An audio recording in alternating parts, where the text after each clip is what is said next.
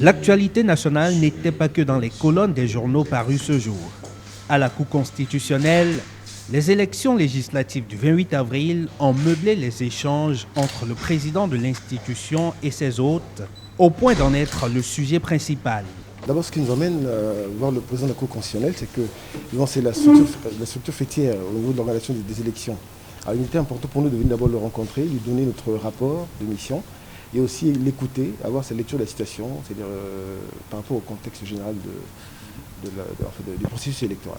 À sa sortie d'audience, la plateforme des ONG africaines pour la promotion de la démocratie et la bonne gouvernance livre sa lecture du processus électoral qui épouse à suffisance celle du président de la Cour constitutionnelle.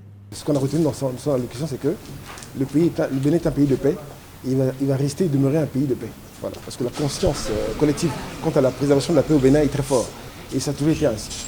Sur le même sujet, la mission internationale d'observation électorale des ONG associations africaines est venue partager avec le sage en chef de la Cour constitutionnelle son rapport préliminaire d'observation du scrutin législatif. Mais elle était également porteuse d'un message à l'attention de la classe politique béninoise. Je crois que les comportements non républicains, voilà, nous les condamnons à vive voix. Et je crois que notre présence ici, c'est aussi rappeler les acteurs que la paix, réellement, il faut mettre tous les moyens en œuvre pour que voilà, les Bénin ne sombrent pas. Parce que le Bénin étant un pays africain, et je crois qu'il est le devoir de tout un chacun de faire tout en eux, de mettre tout en eux afin que ces pays, ces beaux pays ne puissent pas tomber dans la déchéance, ne puissent pas tomber dans l'anarchie. Et c'est pour cela que nous exhortons les autorités politiques réellement de faire preuve de retenue et de mettre tout en œuvre pour sauvegarder cette paix et la démocratie qui est chèrement acquise au pays. Acteur interne de l'actualité nationale, le bureau entrant de l'Union des jeunes avocats du Bénin y est également allé de son apport en rencontrant Joseph Djogbenou.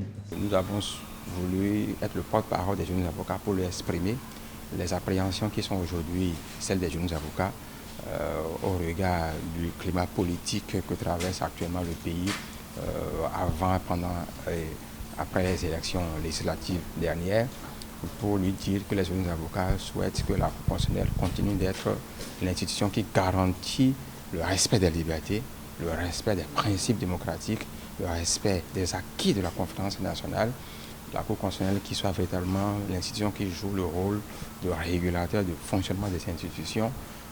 Les jeunes avocats ont souhaité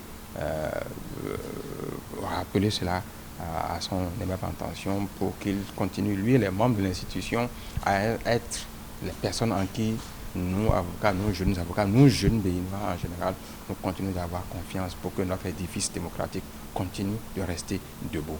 La préservation de la paix mise en avant par chacun des acteurs reçus en audience ce jour. Expression d'une démocratie béninoise dont la vitalité se réinvente au fil de ses feuilletons politiques.